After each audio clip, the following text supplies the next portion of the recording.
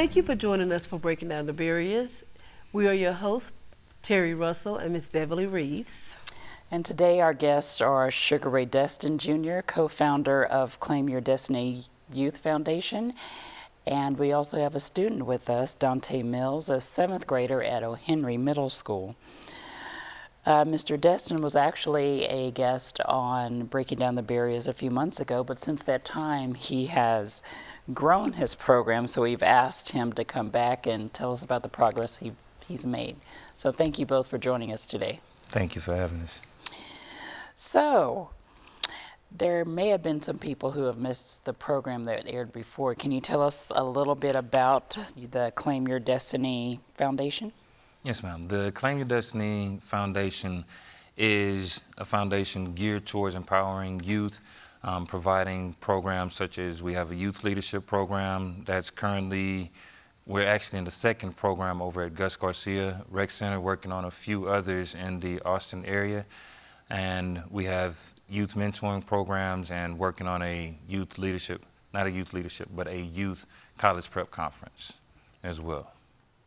So it sounds like, from what I've heard from Terry and others, it sounds like you're very passionate about your work with children. Can you tell us about your work specifically with AISD?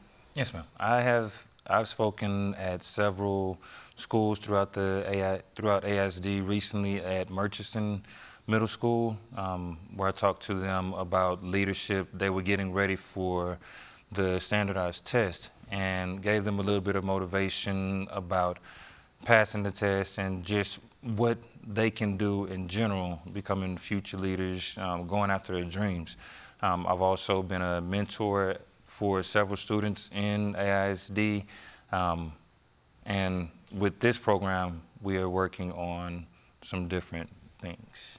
Okay, I think it's critical that we have African American male role models in our schools. So do you find that your organization has helped bring more of our young men into leadership roles, or at least the desire to see what's going on with your organization? Yes, ma'am.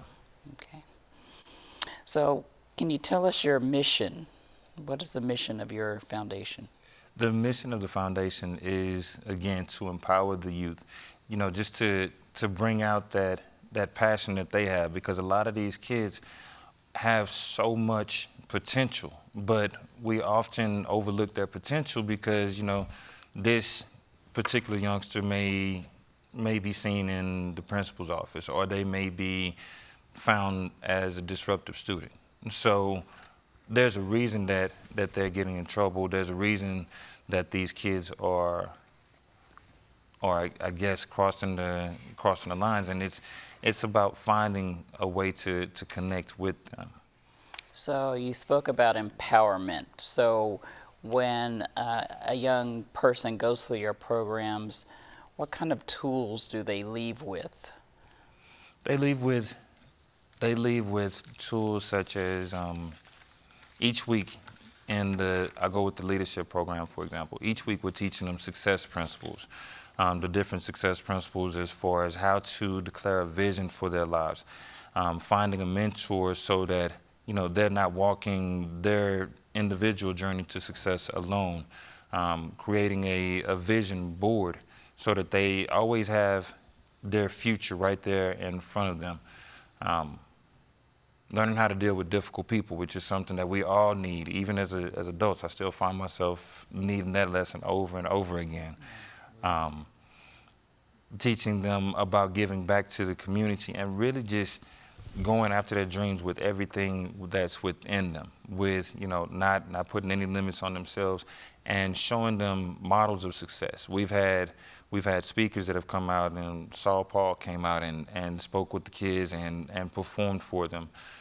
We had Bavu Blakes. Both of these gentlemen who've actually had days in Austin named after them have come out. We have an amazing author, Isaac Rowe, who recently published his first book and has been on Amazon's top 100, I want to say for the past 4 or 5 months now. Came out and spoke with the kids. We've had Olympic gold medalists come out and speak to them, football players, ex-NFL players, player development specialists like Sean Hardiman, who owns the Ball Hard facilities here in Austin, have all come out and given them different roles or different examples of what is possible in their lives. So we teach them, it doesn't matter what people tell you is not possible. These are people that are actually making their dreams come true. And if you follow these models, follow these leadership principles, these success principles, you can be as successful as you want to be as well. So Dante, tell us about your experience with the program. My experience with the program it's fun, and like what we do is like he talks to us about us being a leader and making good choices, and sometimes the kids kind of play around, but other than that, the program it's a good program. So do you think you were able to take what you learned from the program and apply it at school or at home? Yeah. Okay, that's good. So I hear that you have quite a few projects that you're working on right now. Can you tell us about some of those?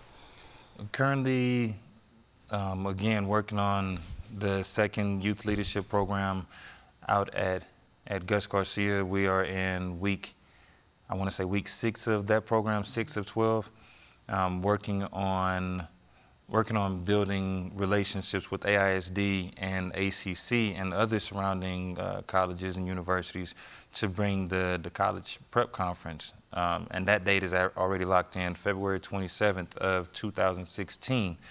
So we'll have more details on that. I am releasing my first book, which is Claim Your Destiny, on July 13th. Pre-sales already available, and there's working with AISD as well to bring the youth mentoring program to a few schools in the district.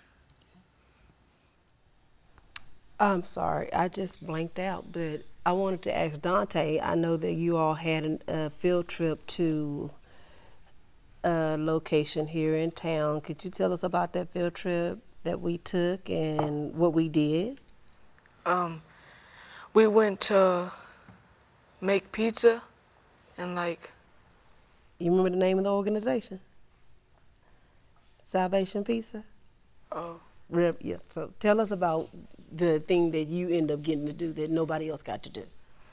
well, I got to do my first TV speech, and it was fun, and like that's why I'm here now, because I did good on that speech.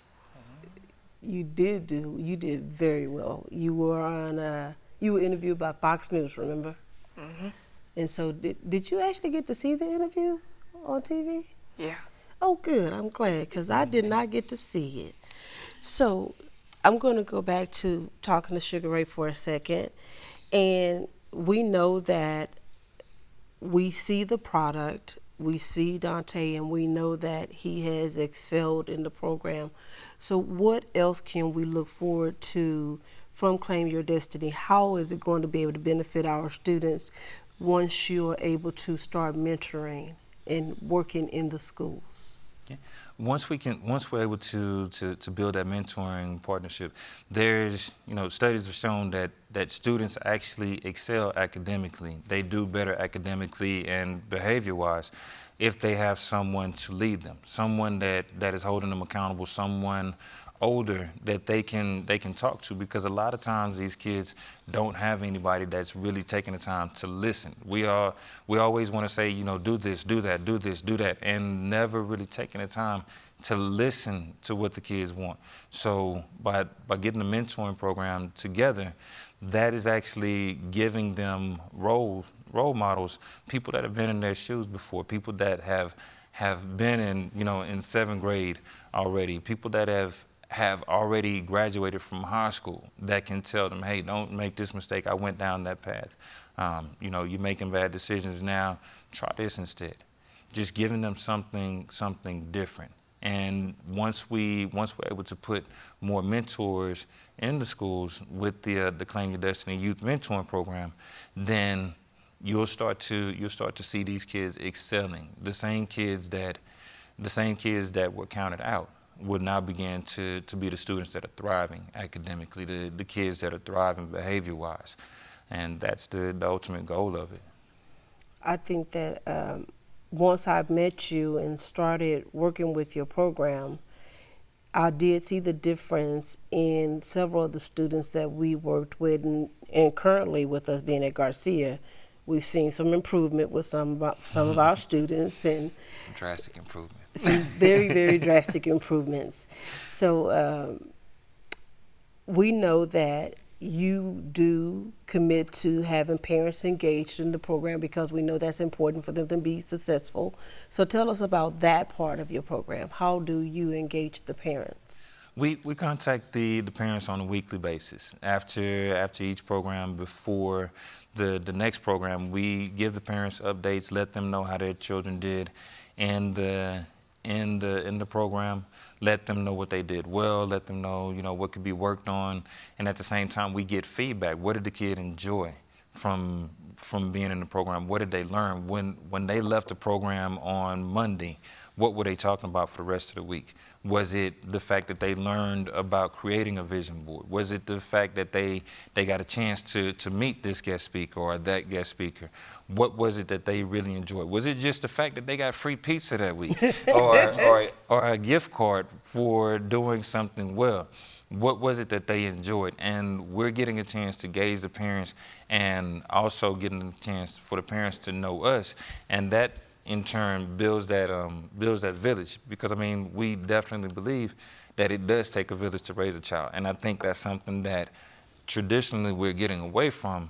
Is I don't want to call the parents because the parents may be mad.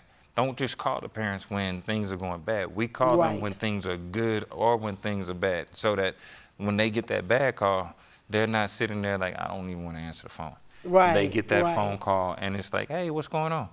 Oh, I didn't know.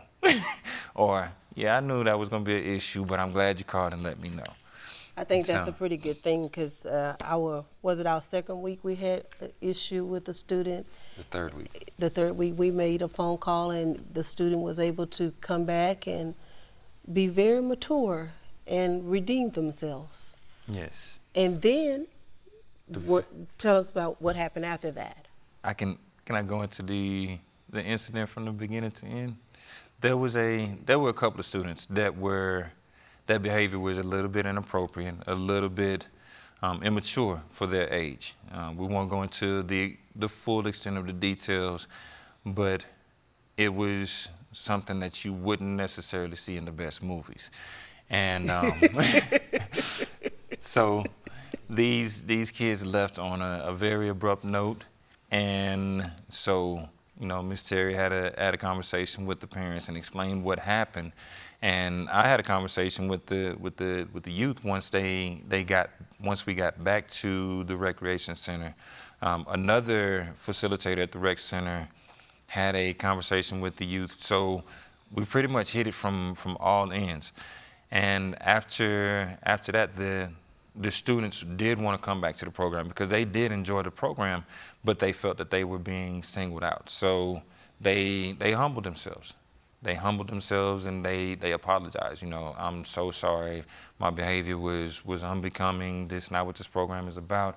And that same week, we saw so much improvement. It was like a 180-degree turn, Dr. Jekyll and Mr. Hyde. And one of the students involved in the incident actually ended up being recognized as a leader of the week the very next week, which entailed her getting a gift card and getting recognized by her peers, as well as getting a certificate for a job well done. So, once we focused in on the positive, but at the same time held them accountable for their behavior, we saw immediate improvement. So what age group do you work with? The group at Gus Garcia is between 12 and 15 years old. The first group that we did this year at Turner Roberts was, what was it, 9 to 12? 9 to 12 years old. So we work with all groups anywhere between 9 and 18. Because some of our volunteers are teenagers, and we're actually working with the students from Dobie this time, and the students you worked with before were from Overton Overton, and Barbara Jordan. Barbara Jordan, um, Decker, and Garcia, So we did have a couple of students that were from Maynard and ISD, but Overton, O'Henry and and O'Henry. O'Henry. Excuse me. So, but most Don't of the hurt me. students are AISD. So how do students find out about your program? How do they? Is it through the rec centers? Through the rec centers, this time around we actually had the information on AISD site as well as at the rec center. So a lot of times the students are going to the rec centers for just after school play, getting rid of that energy before they go home. So we get the posters right there in front of them, as well as the registration forms. We do a lot of publicizing on Facebook, on our Facebook page. Um, we put it wherever we can find the kids. And for our students, how much does it cost for them to participate in the leadership program? There is no cost to the students. And then I just kind of went blank yet again. But anyway, tell us about the curriculum that you use for your program. Okay. The curriculum that is used for the program is actually based on the book, Claim Your Destiny. It breaks down, there's 12 leadership principles, 12 success principles that are being taught to the kids. How do you, just to run you through the program briefly. The first week, obviously, we want to set some expectations, set some boundaries. This is what we expect of you. This is what you all should expect of us. At the same time, these are the awards that you're going to win, and that sets the trend, because most of the time, when you were in the program and you saw, wait a minute, we get rewarded. What was your reaction to that? I started paying attention more, listening more, and working harder. You were motivated. Yeah. So we set those expectations. We're not here to find ways to catch you doing something wrong. We're here to focus on what you're doing right. There's actually one award that we award is kind of a surprise award called the Caught in the Act Award. And this is, we catch you in the act of leadership, of service to others, of excellence, of just doing something that you don't even realize that you're doing as a young leader. After setting the expectations, we go into what drives you, what drives the kids. If there is nothing left, there's absolutely nothing left, and it's just you and your dreams, what's going to keep you moving forward? That's the driving force. The next thing is teaching them about setting goals, setting SMART goals, specific, measurable, attainable, realistic, and time-oriented. Even at an early age, most kids are not used to setting goals for themselves. So once they are introduced to it, they start setting goals for themselves, career-wise. Then we start going into dealing with difficult people, because obviously, one of the biggest issues that I run into even when I go and speak to different groups is behavior issues. And it's not a matter of these are bad kids. It's, well, they didn't like me, so I retaliated. Okay, you're going to deal with difficult people your whole life. How do you get past that?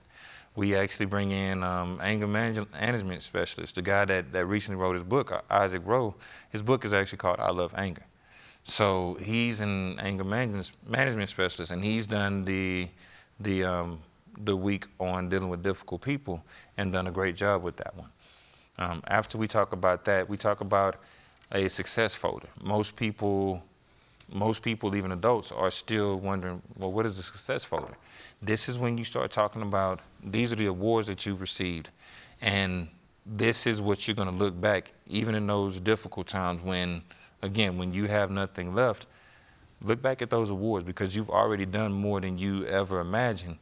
It's just a matter of looking at it realistically and saying, I can do more. So that's that push. Then we start talking about finding a mentor for yourself. Why is it important to find a mentor? Because we can all agree that it's easier to get somewhere that someone has already been. If there's a roadmap, then follow that roadmap. Don't create a brand new route, especially if you don't have to. Start talking. The next week we go into giving back to the community. Why is it important to give back to the community? Because if we aren't giving back to our communities, then who will? Trying to think, define yourself, because as a leader, these kids are often challenged with peer pressure from every angle. You should do this, you should do that. I won't go into the specifics of the peer pressure that they're running into, especially in the program that we're dealing with now, the junior high kids. They're advanced. They're beyond advanced. It's a very polite way of putting it. Yeah, the things that we dealt with in junior high are not the same things that they're dealing with these days. So define yourself. Even when everybody else is telling you this is the route that you should go, what's going to keep you on track? And then finally, we bring in a few motivational speakers towards the end to talk to them about, be limitless. Don't let anyone stop you from your dreams. And then lastly, what's the legacy that you're going to leave behind? If you, regardless of what phase you're at, people are going to remember you for something. Make sure that the legacy that you're leaving is the one that you want to leave, and not the one that people are just talking just because. Give them something to talk about. As Dolly Parton would say, let's give them something to talk about. Great euphemism. So you mentioned earlier about the need for mentors and how youth do a lot better when they have an adult setting an example and working one-on-one with them. I know a lot of people feel like they don't have the time or the skill or the ability to mentor a child, but it sounds like that might be untrue. What do you have to say about that? It's definitely a misconception. If mentoring kids, I've had mentors of all ages, from children all the way up to adults, working on different success plans with adults, and it takes anywhere between 1 and 4 hours per month to be a good mentor. And if you think about it, you have 672 hours in every month. If you can't give up 4 hours at the most, that's all it takes. And a lot of adults think, well, I'm not as successful as I want to be. Kids don't need to know, or kids aren't concerned with how successful you are. They just need someone there, because again, we've all heard the commercial. It's not about being the perfect parent. It's not about being this, because the way that you spell love to a child is Time. That's it. As long as you're giving them that ear, go in and sit in the cafeteria with them during their lunch. That makes the kid feel special. I mean, all the other kids are like, who is that came to visit you? That you got an adult visitor? Who is that? And that highlights them, while at the same time you're just sitting there listening, because all they want to do most of the time is talk, unless you get a quiet one like this one. And they just want to talk and know that somebody's there listening to what's going on in their world. So it doesn't matter. You don't have to have a whole lot of time, and you don't have to have a whole lot of money, because sitting in the cafeteria and eating lunch is free, or at most, I think it's $1.25. Yeah. If you go on Fridays, you might get the little square pizza. Everybody remembers that one. Well, that was good stuff back in the day. That was what I lived for as a kid. So Dante, talk to us a little more. I know you're kind of quiet there. We heard about Salvation Pizza. We heard about your experience in the program, but tell us about how it impacted you personally, about the process. Well, I think that it helped me do better like actually like whenever they had like put me in front of the camera, it was like everything just like stopped in my mind, and like I was just like kind of nervous the first time, but the second time I'm not that nervous and I can actually like speak. Good. And even here, now you're a natural. So you can be on TV now. You can be a reporter. On TV again. And what about in school? Did you find it helped you with either classwork or with your peers, or stepping up and being a leader, or more of a leader than you were before? Yeah, it helped me a lot. Good. So at the end of the program at Turner Roberts, tell us what happens at the end of the program. At the end of the program, if we done good, we get to have like a little party with like all the parents bring the kids in, and they get to see us like graduating from that program, and we get to eat good food. And It was good, right? It was because I cooked it. So what else happened though at the end of the program? What did you get? I got a $500 scholarship. Wow. And what are you going to do with that $500? What is the scholarship for? It's for books and helping with school. So your plan is to go to college now? Yeah. And so you know you're not getting that money if you don't go to college, right? So Yeah. that's your goal. You're gonna make it. Yeah. Good. Sugar Ray, we are running short of time, but let me just ask you: how can the community help support the organization? Communicate. The community can help support the organization by volunteering with the program. You can go to our website, www.cydyouthleadership.org, or you can also donate. Donations are definitely welcome because these programs are not cheap right now. They're running strictly out of pocket, and my pocket. So I would definitely love the help. You can donate to the program, and you can become a volunteer. And how else can people connect with you other than with the CYD Youth Leadership website? What other website can we contact you on? You can also go to my website, which is www.claimingmydestiny.com, and look and find out where I'm going to be next, what speaking engagements I have, and if you're interested in having me come out and speak, then that is definitely the place to have me speak. I do this program as my way of giving back, but my living is off of speaking. And do you have a phone number where we can contact you, where others can contact you? Yes, ma'am. The number is 512-633-9912. So you have projects on the horizon, and you've mentioned a lot of them, but you did say that you have a book coming out. You want to talk about that really quickly? Yeah, the book coming out July 13th of this year, so next month, probably right at a month away. Claim Your Destiny is a book about tapping into who you are and discovering the best life possible, living your best life possible. It's not a book for the faint. This is a book that can take you from where you are in life, whatever station you're at, to where you want to be. I mean, just personal success stories. 2 years ago, I didn't even believe in myself to do programs like this. Now I actually have I'm actually on the third program, and expanding, going nationwide soon. At the same time, the book is life-changing. It's going to be dynamic. It's for someone who wants to take their life from where they are and take it to the next level.